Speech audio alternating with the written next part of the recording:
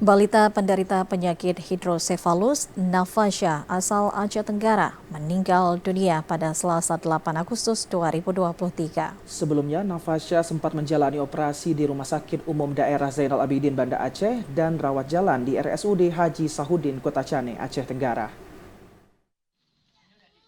Balita penderita penyakit hidrosefalus Nafasha asal Aceh Tenggara meninggal dunia Selasa 8 Agustus 2023. Sebelumnya, Nafasha menjalani operasi di Rumah Sakit Umum Daerah Zainal Abidin, Kota Banda Aceh, dan dibawa kembali ke Kota Cane untuk menjalani rawat jalan di Rumah Sakit Umum Daerah Haji Sahudin, Kota Cane, Aceh Tenggara.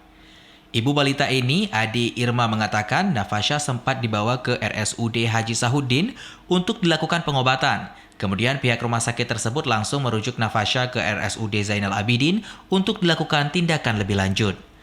Pasca operasi di RSUD Zainal Abidin, Nafasha kembali ke Kota Cane dan hanya melakukan pengobatan jalan di RSUD Haji Sahudin. 1 hari berobat jalan di RSUD Haji Sahudin, kesehatan Nafasha menurun drastis usai kembali ke Kota Cane dan menghembuskan nafas terakhir pada Selasa kemarin.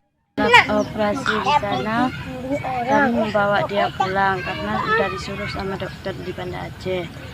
Setelah kami pulang, kami bawa ke rumah sakit ada di Sahudin periksa.